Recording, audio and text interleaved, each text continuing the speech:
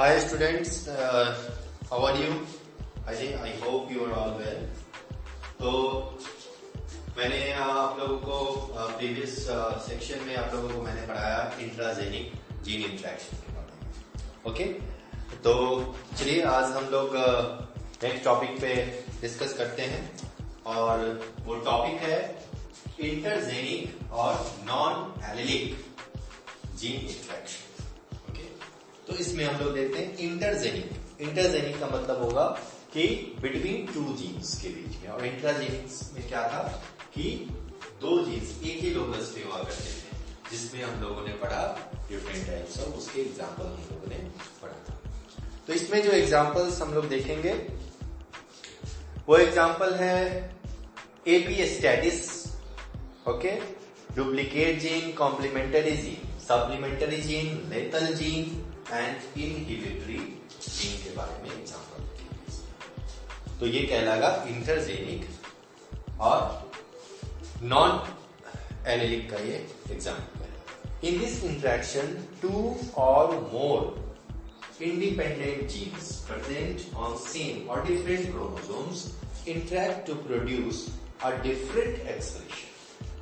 तो कहने का मतलब है इसमें कि इसमें क्या होगा कि आप देख रहे हैं कि एक ही लोकस पे या डिफरेंट क्रोमोसोम पे, सेम क्रोमोसोम पे या डिफरेंट क्रोमोसोम्स पे टू और मोर इंडिपेंडेंट जीन्स, या तो दो होंगे या उससे ज्यादा भी हो सकते हैं, ये जीन क्या करेंगे कि डिफरेंट एक्सप्रेशन को ये प्रोड्यूस करेंगे. ठीक, तो एग्जाम्पल से हम लोग बेटर इसको समझ सकते हैं and we will move one by one with a suitable example. First है एपी स्टेटिस. एपी स्टेटिस हम लोग देखते हैं कि एपी स्टेटिस क्या होता है. एपी मीन्स क्लियर है, above या upon, एंड स्टेटिस का मतलब होता है स्टैंडिंग, मतलब किसी के ऊपर वो स्टैंड किया हुआ, तो उसको कहेंगे एपी स्टेटिस कहेंगे. AP stasis is phenomenon of masking or suppressing the expression of a gene by another non-allelic gene. Okay, clear? कोई दूसरा जीन पहले से उस पे ये जा करके और उसके एक्सप्रेशन को मास्क कर देगा. ठीक, जो कि नॉन एलिलिक होगा, उसको मास्क कर देगा, तो उसको हम लोग कहेंगे एपी स्टैटिस. उस फेनोमेनन को हम लोग कहेंगे एपी स्टैटिक जीन. जो एपी स्टैटिक जीन होगा वो कहलाएगा सप्रेसर, जो कि सप्रेस कर रहा है, और हाइपोस्टैटिक जीन सप्रेस्ड, जिसको सप्रेस कर रहा है वो हाइपोस्टैटिक जीन कहलाएगा वो. ओके, यहाँ डिफरेंस भी मैंने दिखाया, डिफरेंस बिटवीन डोमिनेंस एंड एपीस्टैटिस, कि डोमिनेंस एंड एपीस्टैटिस में क्या डिफरेंस होता है. डोमिनेंस में आप देखोगे कि it involves single pair of allele. इसमें सिर्फ एक ही पेयर, जैसे कैपिटल टी वाला था तो एक ही पेयर ऑफ एलिल था इसमें. Epistasis involves two pairs of alleles. Dominance में a gene suppresses the expression of its allele. A gene suppresses the expression of a non allele, दूसरे का भी करेगा. Effect of only recessive alleles is suppressed. Effect of both dominant and recessive non allelic is suppressed. इसमें क्या होगा कि दोनों suppress कर देगा. ये नहीं कि सिर्फ रिसेसिव को भी ये सप्रेस करेगा, ये डोमिनेंट को भी सप्रेस कर सकता है और करता है. Effect is always due to dominant allele. Effect can be due to dominant recessive और बोथ डोमिनेंट रिसेसिव एलिल से हो सकता है. Both the alleles of a gene can not be mutually dominant. The two non-allelic genes can be mutually epistatic हो सकते हैं. It produces typical Mendelian ratio. It modifies Mendelian ratio. It is intrazenic. It is intergenic. Clear? तो ये कुछ examples थे, difference थे dominance and एपीस्टैटिस में difference. एपीस्टैटिस में आप देखोगे तो इसके टाइप्स हैं. एपीस्टैटिस के जो टाइप्स हैं वो भी इसमें पढ़ना है आपको। तो एपिस्टैटिस के टाइप्स आप देखते हैं यहाँ पे, dominant, recessive, dominant, recessive, 3 types है एपिस्टैटिस। ओके, सबसे पहले देखते हैं डोमिनेंट एपिस्टैटिस। ओके, डोमिनेंट एपिस्टैटिस, DEDB इसको कहते हैं। The dominant gene at one locus suppresses the expression of another gene at a different locus, regardless of its allelic condition, dominant or recessive. The F2 ratio is generally 12:3:1. Okay? तो इसका जो ratio होगा वो 12:3:1 होगा। Clear? क्यों?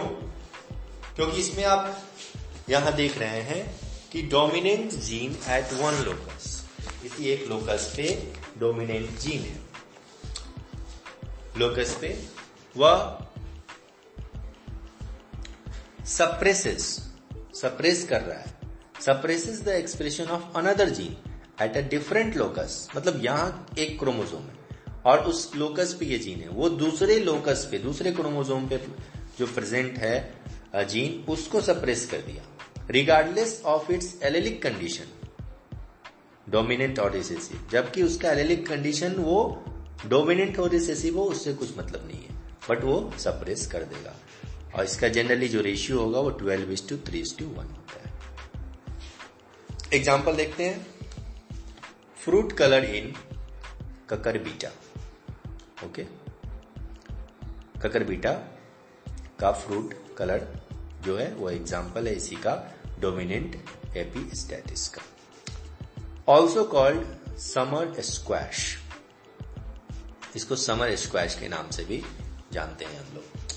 दे are 3 types of fruit colour, YGW। Okay, yellow, green and white. White dominant, green and yellow.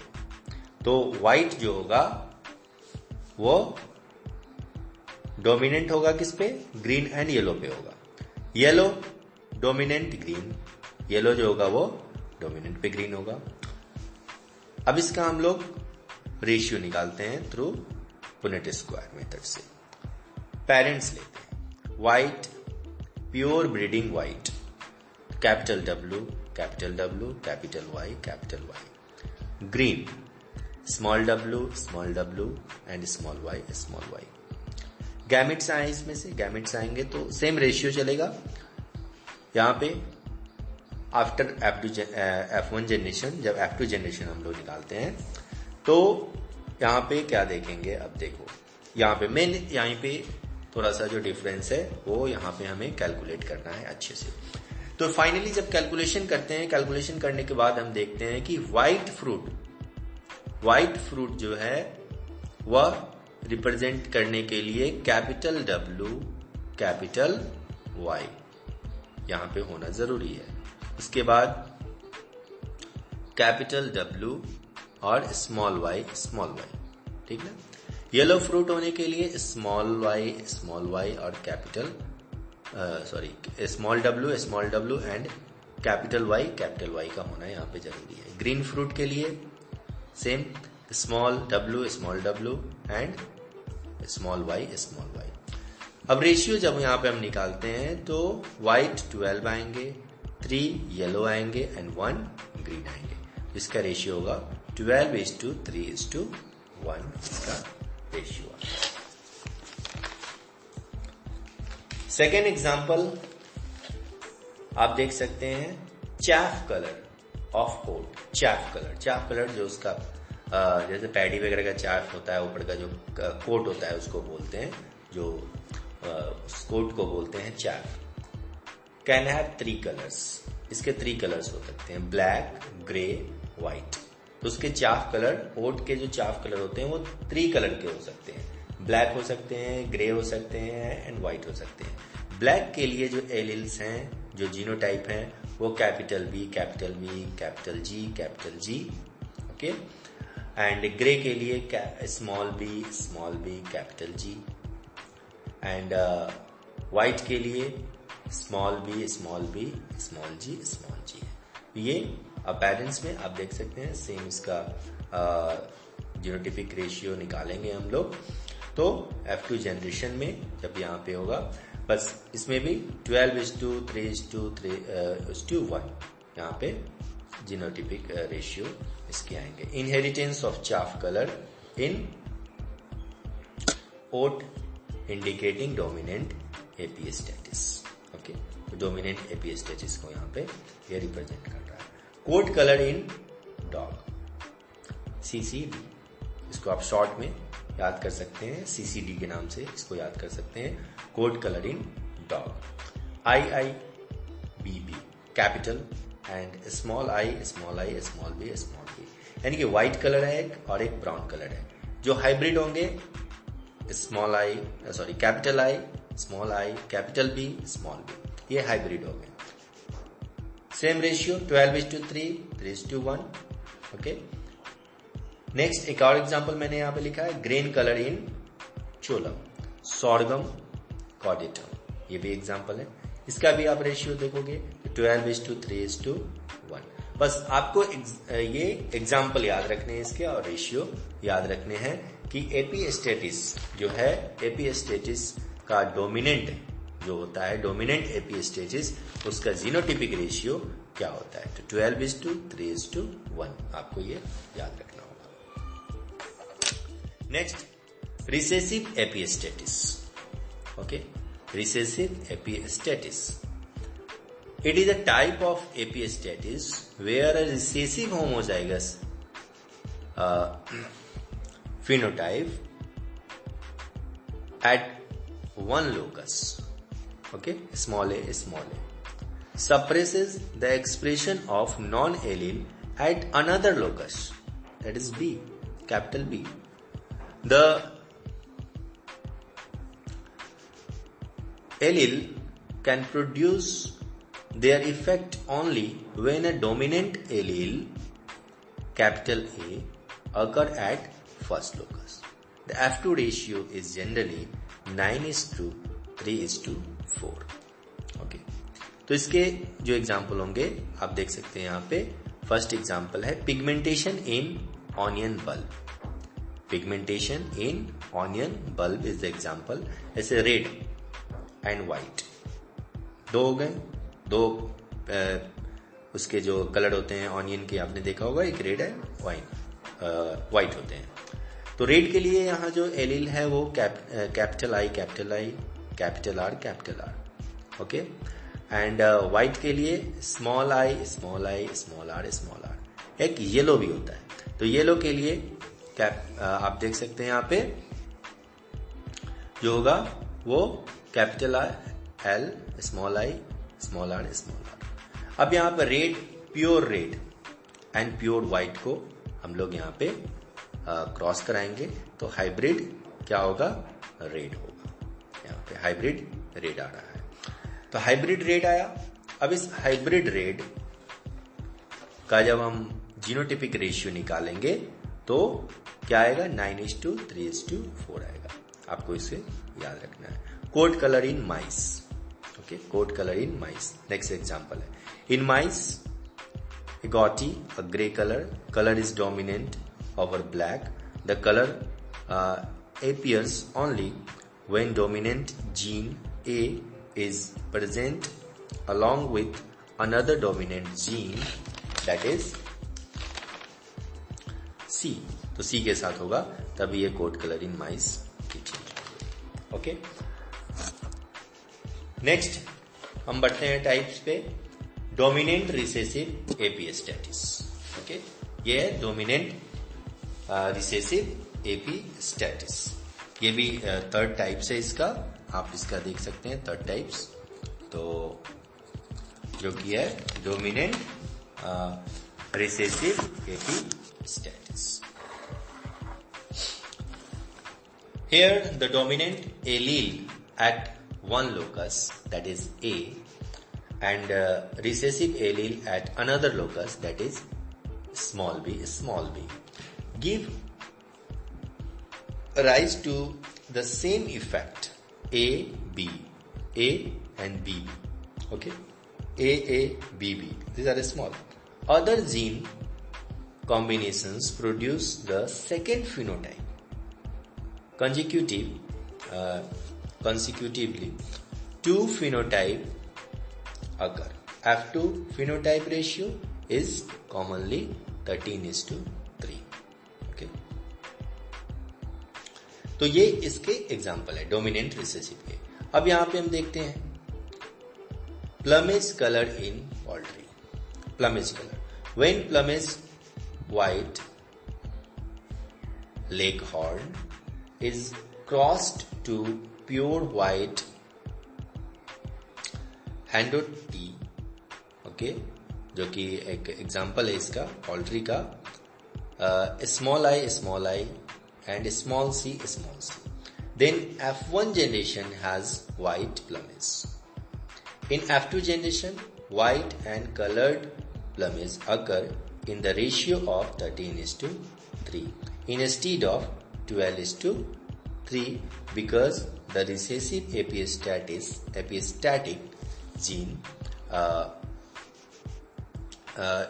produce the same phenotype as the dominant epistatic gene. Okay? उसके example यहाँ पे दिया हुआ है, आप इस पे प्रैक्टिस कर सकते हो. क्लियर?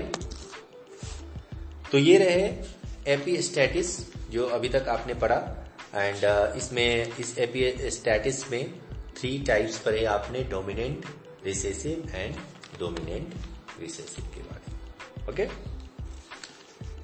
तो फर्दर हम बढ़ते हैं नेक्स्ट टॉपिक पे और वो टॉपिक है complementary genes. Okay, complementary genes के बारे में हम लोग अभी पढ़ेंगे कि कॉम्प्लीमेंटरी जीन्स क्या होते हैं. ओके, तो चलिए स्टार्ट करते हैं हम लोग कॉम्प्लीमेंटरी जीन्स के बारे में. They are those non allelic genes which independently show a similar effect but produce a new trait when present together in the dominant form. Okay, तो कॉम्प्लीमेंटरी जीन क्या हो गए? कॉम्प्लीमेंट देते हैं यानी कि साथ में रहेंगे तो कुछ न्यू कैरेक्टर को ये शो करेंगे. Complementary genes were first studied by Bateson and Punnett 1906 in case of flower color of sweet pea, Lathyrus odoratus.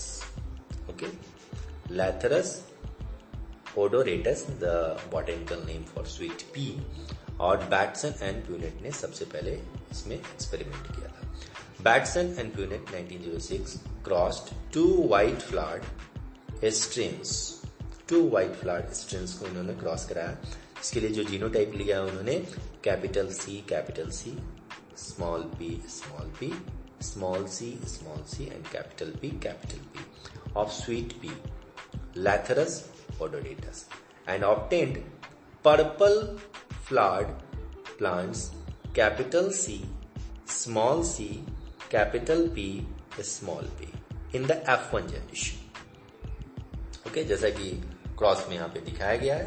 और फाइनली जो रेशियो आया वो 9:3 का रेशियो आया.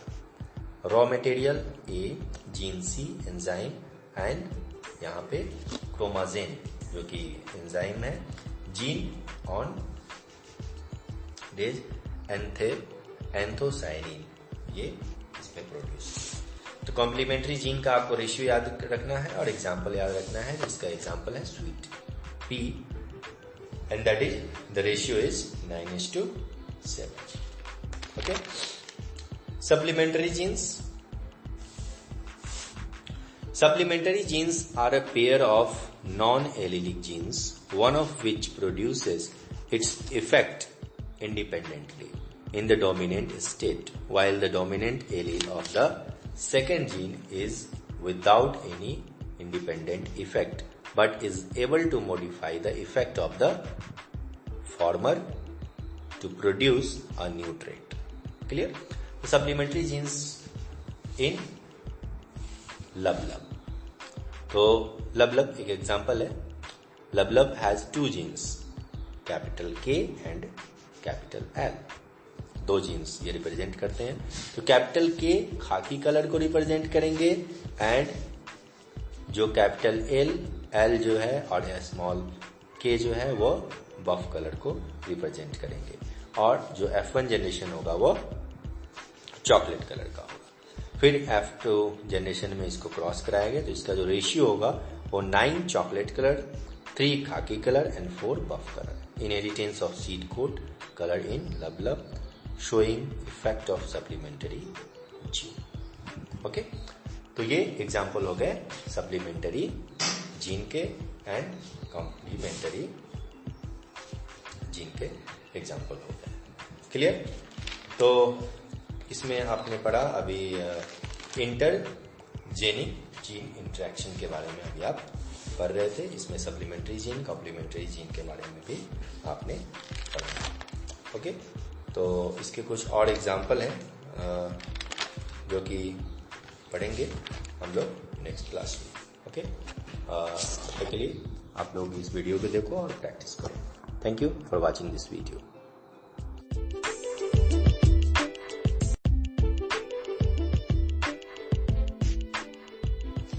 Hi students, how are you? I hope you are all well. तो मैंने आप लोगों को प्रीवियस सेक्शन में आप लोगों को मैंने पढ़ाया इंट्राजेनिक जीन इंटरेक्शन के बारे में। ओके,